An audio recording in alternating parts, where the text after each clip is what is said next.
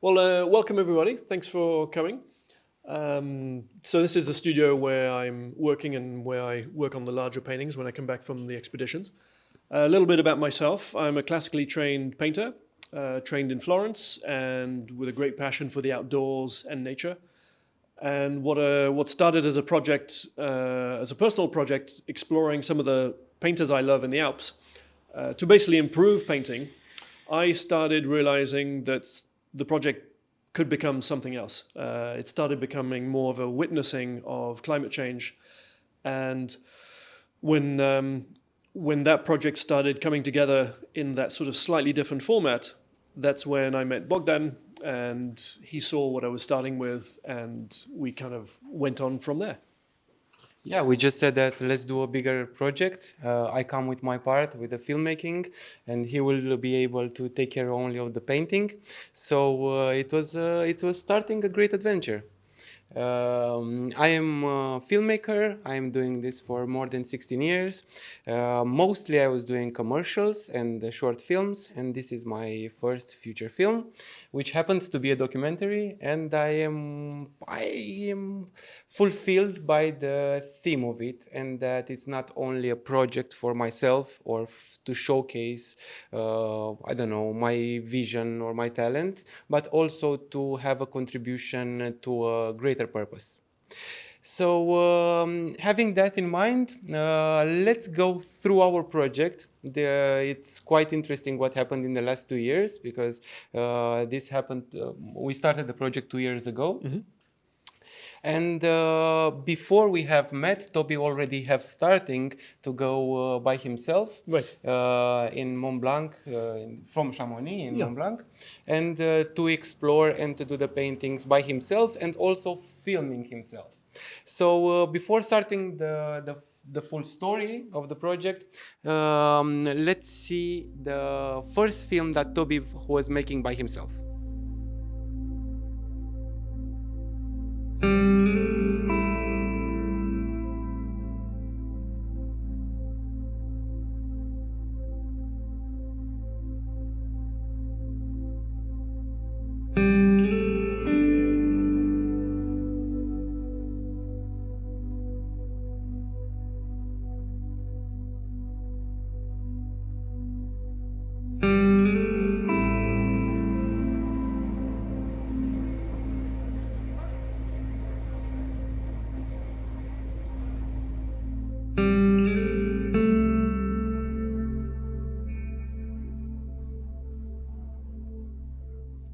The Alps.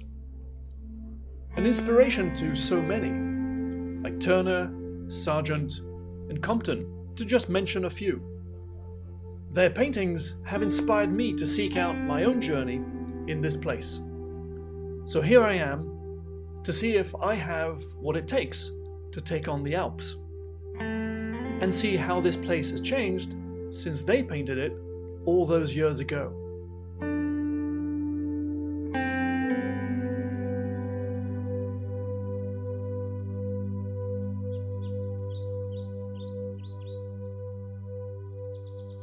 It's not an easy route to get to the glacier, and you might wonder why I'm doing this.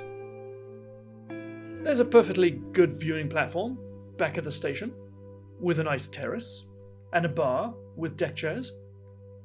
Why am I not just painting from there? Why climb down 350 steps down a sheer cliff to go painting?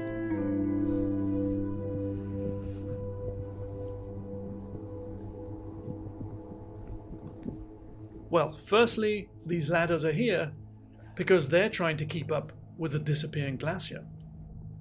Every decade, they extend it as the ice level drops further and further away. Secondly, for me, this is all part of the painting process. I'm always curious to see what's around the corner. If that view back at the station platform that everyone else sees is the best view after all, so be it. Maybe one day I'll paint it. But for now, I need to find my own painting spot. And I believe the experience of the journey also contributes to the creative process. I don't want to stay at a safe distance from my subject. I want to explore it fully. And I feel I need to include the elements from all my senses, not just from vision. What I'm looking for is to bring more to the table in terms of creating a painting that conveys a sense of being in a place. Now those ladders were tricky, but a rock field also requires your attention. You can twist your ankle pretty easily here and smash your camera if you're not careful. Sorry, camera. So where exactly are we? We are on the longest glacier in France, just north of the Mont Blanc. Early reports on this area in the 18th century and 19th century attracted all sorts of visitors, including painters and photographers. Turner was here, painting this same valley in the early 1800s. And however inspiring all this is, we are also reminded of how fragile this beauty is. 250 years ago, this place was a sea of ice, hence the name Mer de Glace, as seen in paintings from that time. And in photos just 100 years ago, the glacier reached all the way up to the newly built train station. It's only in the past 50 years or so that this area has been changing, and changing at an alarming rate. It's an incredible feeling to be walking in the footsteps of the great painters who were here before me, inspired by the same stunning beauty. But the other incredible part, and slightly less inspiring, is the realization that just 70 years ago, where I'm walking right now, would have been impossible. There would have been solid ice rising 100 meters above me. This is within the lifetime of many people alive today. The speed of this melting is unprecedented. That is what climbing down those 350 steps make you realize. Okay, well, doing good pace so far. We're aiming for the spot up there over the ridge, over the rocks at the end of the glacier. So this is what you've got to be careful of when you're walking about.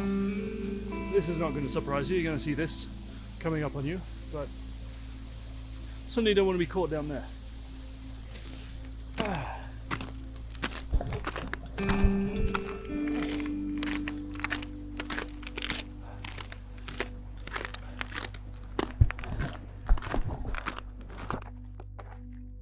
We have to remember that a glacier is a climate indicator.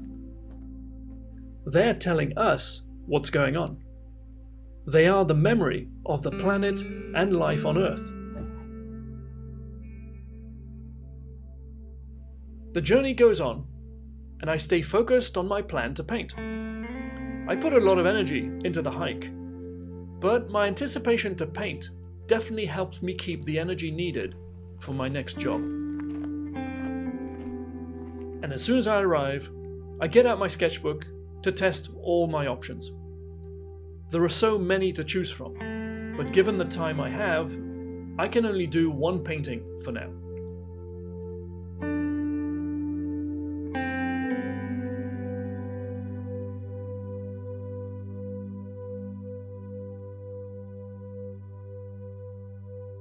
The good weather doesn't usually last up here. As often is the case in the high mountains, things change quickly in the afternoon. And climbing up wet ladders will be too dangerous, so I need to pack up as soon as I'm finished painting. But luckily, I get back in time, so I could finally sketch that view that everyone else sees from the terrace up here. Maybe I'll be back to paint it eventually, but for now, my mind was focused on what I was planning next. To push myself a little further in this alpine adventure. In a few days, I will try and paint at twice this height. So this was really just a very brief introduction into how my sort of more amateurish skills of editing film sort of came about. Going out there painting, I wanted to record as much of it as possible. I then came back with all this footage and thought maybe I could do something with this. Maybe I could tell the story of how I was following the footsteps of these wonderful painters that I use for my inspiration. To start with, I really was wanting to share the history of all these different artists, where they traveled.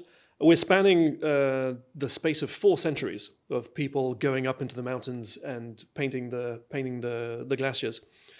So what started off as something to educate people about how painters were pretty adventurous, how they were going beyond their comfort zone in the name of art. As I was filming this and as I was putting it together back in the studio, I started realizing this was sort of turning into something else, because I started seeing the mountains that they were painting and then standing in front of the same mountains, trying to do the same painting, but realizing the subject has changed radically. And every time I went to a new glacier, a new mountain, the changes were becoming so extreme that I was starting to realize that this was no longer a project about learning how to paint better. This was a project about revealing to people how mountains have been changing. And also through painting, I found I had the opportunity to go over a much larger timescale. So when I was looking at photography, some of the earliest photographs, for example, of the Mer de Glace, which was in 1854. This was like the first daguerreotype of that glacier. What I realized is that by following painters further back, I could go back to 1700s, I could go back to 1600s, and all of a sudden there was this huge time lapse of how nature had been changing. And it was going through personal stories of different artists.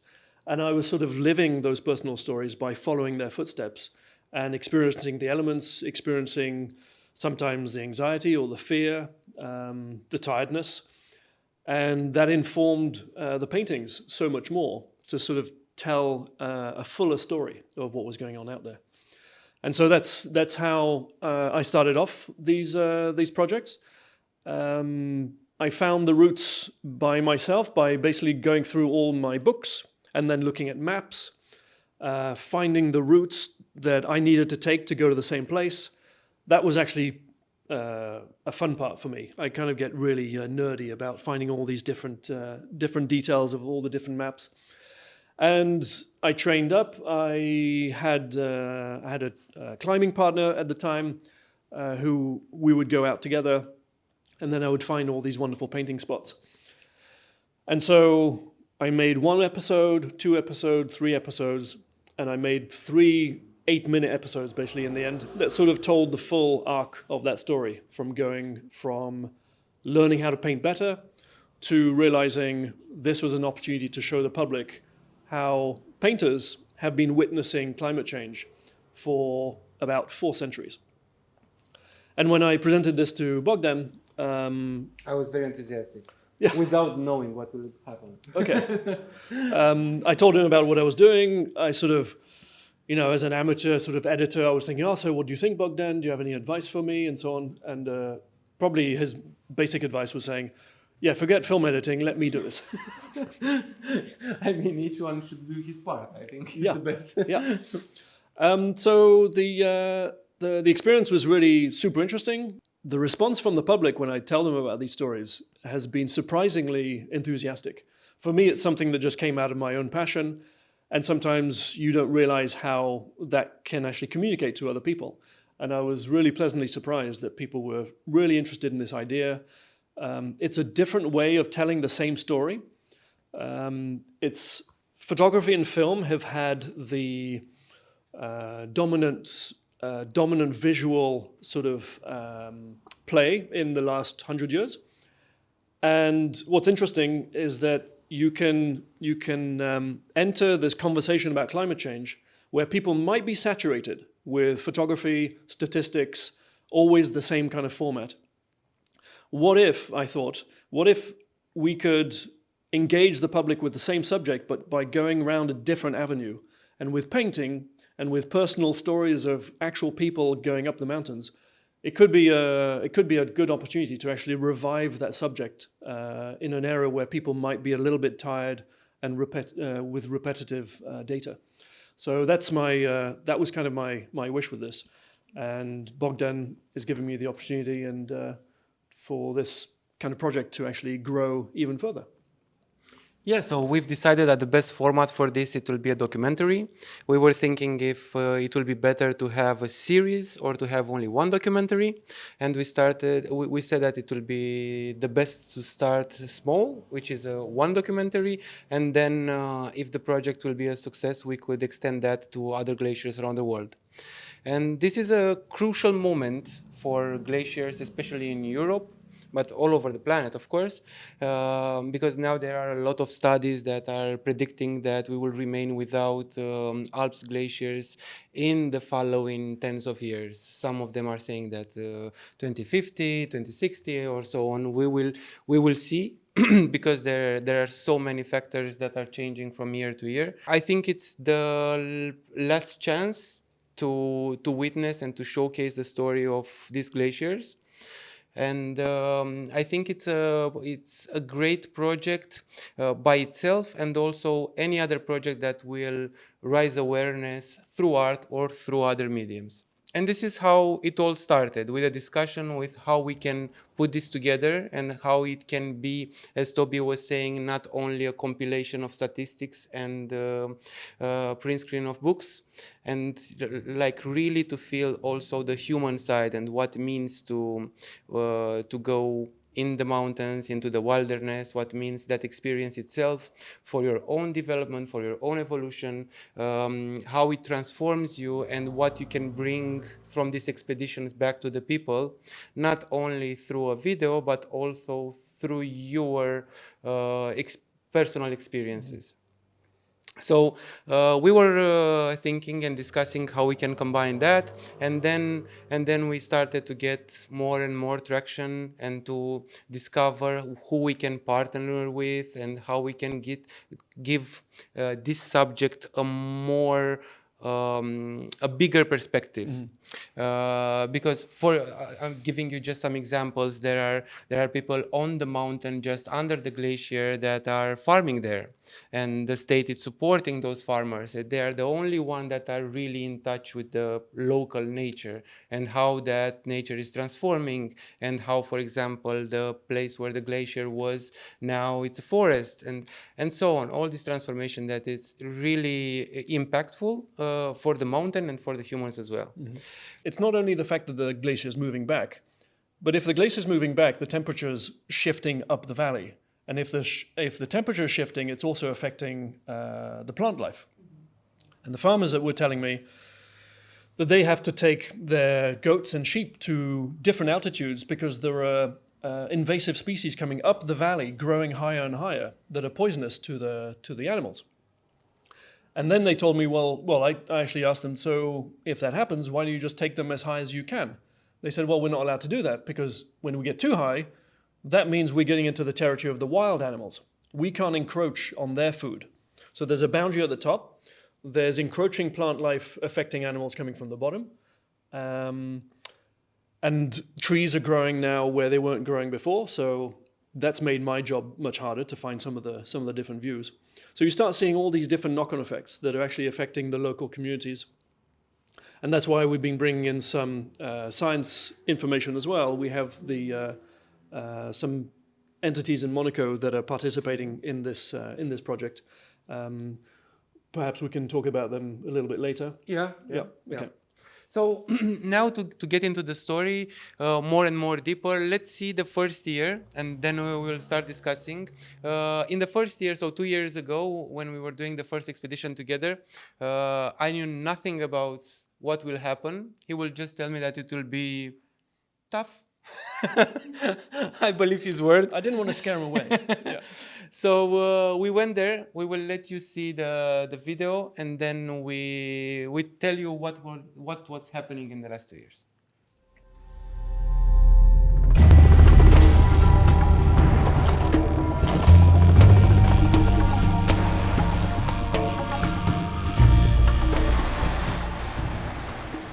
So here we are at the Mer de Glace.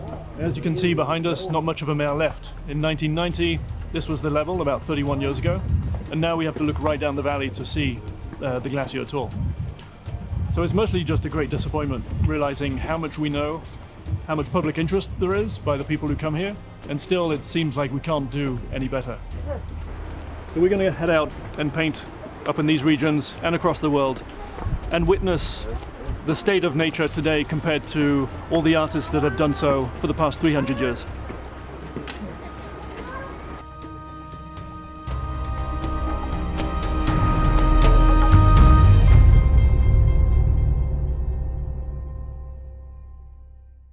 The adventure itself it's not only to arrive to those locations, it's also to find the places from where the great masters were painting before. So that was a really interesting job into going on the mountain, not really knowing where you are going, but just picturing in the mountain how far you should go to have that perspective of that cliff. So that was really interesting for me. I'm not really a mountain guy. I'm becoming now. I love sports, but not really into mountaineering. And it was really an interesting experience. That on one side. On the other side was the, let's say, the mental breakthrough of having very high ridges and having the pressure of remaining alive. So that was very interesting and transformative, and this is why also represents a very important piece of the documentary. Well, so after having done those initial episodes and getting used to that sort of those outdoors, the outdoor elements, when Bogdan wanted to get on board, I had to make sure that he could do this as well. That's why I said to him, like, well, it's going to be tough, but I didn't want to scare him off by saying, you got to do this training, you got to read up this book and whatever. Really, we just went out and just tried it. First, we had to test the altitude. So just getting up there and seeing if he was in a good state, feeling okay, and then exposing him to this ridge, which is sort of the rite of passage for anyone who has to go out here. You have a ridge which is barely the width for two people. When you have someone coming the other way, you sort of start thinking, oh no, which side do I go on? And on one side you have about 1,000 meters drop off towards Chamonix. And then on the right side, you have maybe 500 meters. And I had to just make sure that the team was up for this. So this is the ridge in question. And you can't get out here unless you do this. With the team, we managed to have 5 of us on a rope. So if one person drops off, you're just hoping the weight of everybody else is going to prevent them from falling down the cliff. Hope. Because you never know, a second person could trip. But we were doing really well. I prepped everyone. I have to be very conscientious. You have to take really your time. It's a weird way of climbing, a weird way of walking, but you have to just take your time with it. But they did all really well. It was really surprising because we were having the expedition 2 years ago, exactly after I was getting better from COVID. So it was like 2 weeks after or something like that, or 1 week. It was crazy. He told me when we were halfway back up. So we'd gone out, and then we were coming back up, like, oh, Toby, I need a rest. Like, no problem. Everybody goes at their own pace. And then he says, oh, well, I'm doing pretty well for someone who just got out of COVID 2 weeks ago. And that was coming on the background that I was having asthma all my life, so it was a pack, really nice pack, but the body behaved really well. It was for the first time when I was putting myself to this type of environment, and everything went well. Yeah, with a little bit of tiredness, I wasn't in the perfect shape. It was really interesting to overpass the limits, for sure. The filming was quite restrictive because we didn't start the production yet. We did 2 years of pre-production, meaning on one side training and exposure to the environment, and also trying to create some materials for promoting the documentary, attracting sponsors and partners in order to prove what we want to achieve. Mm-hmm. So this was not really very deep into filmmaking. It was more like fun and go, film and go. Mm-hmm. My main concern at the initial parts was I was accustomed to how much I carry. So we've got this box over here that you see on the tripod. That's the extent of my painting gear, and that fits into a bag with a few extra clothes, some water, some food. But filming gear can be, I didn't know how much space filming gear would take up. So there were initial discussions of, how heavy are your bags going to be, you think? Are they going to be heavier than mine? Do we have to separate the weight amongst everybody? Yeah, this type of technical stuff that were really important because my bag with the cameras was about 17 to 20 kilos. So it's a lot to have in the back when you're in that environment. And that's more than what I carry. Yeah. Because you never know. You cannot assume that I need only that lens and then you're in the wilderness and I don't have batteries, or you cannot do that. So you assume that you will carry more and you take more poses instead of not having what you need. And this is in the height of the summer, so the snow is actually quite slushy. If you leave early in the morning, it's nice and crisp. You can really hike onto it nicely. But by the end of the day, when we'd go back, you really saw the stuff melting. Now it's not unusual, but the melting would just start much earlier every day because the days get warmer sooner. We were staying in t-shirt here. Yeah. I think on the way back, or it was the full way back was on the t-shirt until we start climbing. Yeah. So the Mont Blanc is hidden behind that crest up there. That is a peak for maybe another mission in the future. But for now, we're staying in the relatively safe regions where the painters were working. I do know of painters in the 19th century who have climbed Mont Blanc, who have actually painted from the top. But that requires a whole other project. Yeah. Because the Mont Blanc is becoming also more and more dangerous to climb. Because of climate change, the routes and the nature of mountaineering is radically changing as well. So not only the farmers are being affected with plants and their fauna, but in the mountaineering world, some of the ancient, let's call them the ancient wise climbers of Chamonix, they could predict at any time of the year times to climb and when not to climb. And all their knowledge now is almost useless because the weather patterns are becoming so unpredictable that some climbing routes which were safe before are no longer safe. And so it's affecting, all sorts of parts of the mountain world. And also it's crazy the interest. I remember that they were saying in Chamonix that there is a huge number of people that wants to climb Mont Blanc. Yes. In comparison with the years. Yes. I think mountaineering is becoming more and more popular too. I mean, people hear of the horror stories of Everest and how that gets overcrowded. People have been talking about Mont Blanc getting a little bit too busy. Yeah, as a member of Explorers Club, I was being given the opportunity to contact or to offer and propose a documentary theme which would be produced by Discovery Channel. That never led anywhere, but in the process of doing that, it opened up a lot of different doors and got us into contact with a lot of different people. And so we decided, obviously, just to take it our own way. And so, like Bogdan said, the museums are really important in this aspect too, because many of the paintings that I'm interested in are in all sorts of museums across the world. And so we have paintings in museums in England, in America, in Italy, in Switzerland, in France. So those museums would have possibly more personal stories through their archives of those particular painters, looking for the personal voyages or the writings that those painters would have collected. And so that would be a link to the actual real paintings, the real archives of the personal lives of those painters, and then in collaboration with that, some scientific entities. So in Monaco, we have the CSM, the Centre Scientifique de Monaco, and they're connected with water and ice, but also melting glaciers is extremely relevant. And so they would be really interested in having an artistic angle to communicate science. Like the science director there, Denis Allemand, expressed to me how frustrating it is sometimes for scientists not to be able to communicate with the public.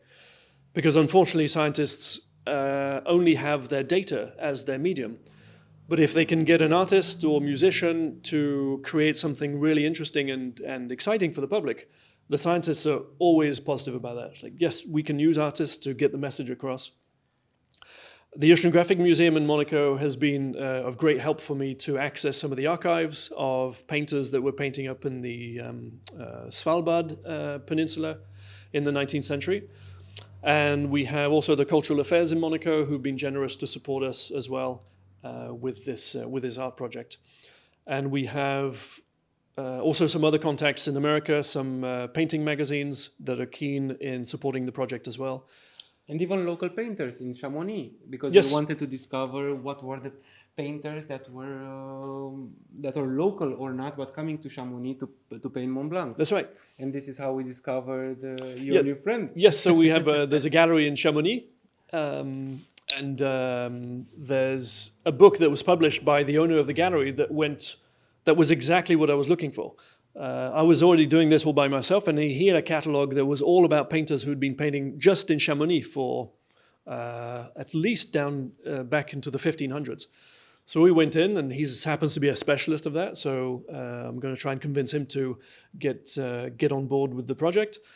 We have a glaciologist as well that we got really friendly with, and he was very keen in talking to our special glaciologist and geologist on the team.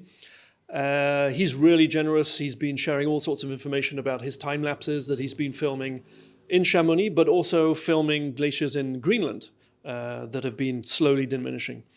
So it's been really interesting to actually gather some traction with some people who have credentials, scientific credentials, and really work in the business of analyzing glaciers. And also from last year, we've got in touch with Google, and we are hoping that Google will be also a partner, and they will provide satellite data that they are having, time-lapse over time, so we can see the transformation itself also through digital.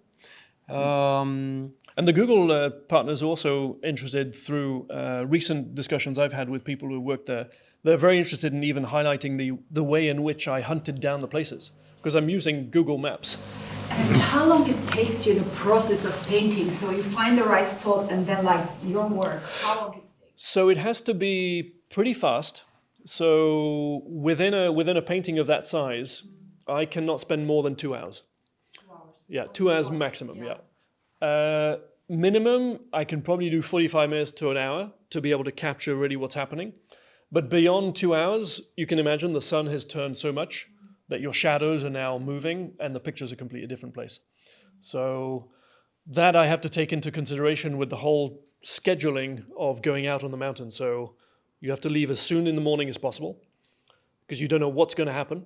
So you go out and you spend the whole day out there, maybe just for 1 hour of painting.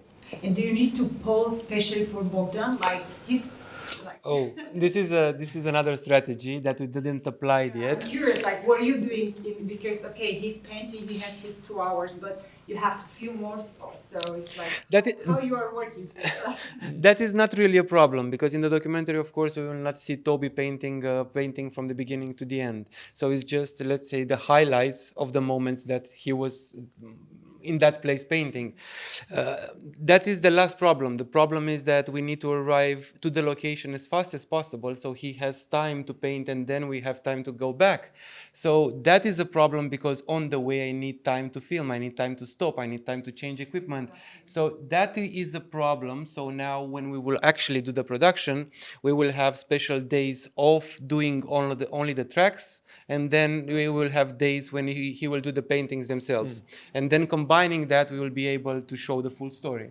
Because it's very difficult for me, for example, if we don't categorize filming day and painting day, and it becomes improvised, once I get to the painting spot, I'm not in the zone, I can't really focus.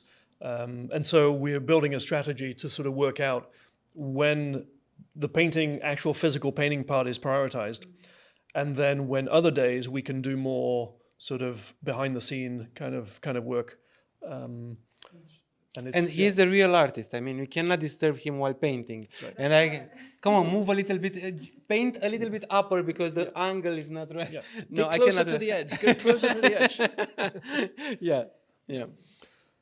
But so far, we've been lucky. Perhaps that's the unfortunate aspect of climate change. The summers that we've been spending up there, we haven't experienced any bad weather, any terrible winds. I have in the past. I've been up there, started to paint, and all of a sudden the clouds just come in and I see nothing.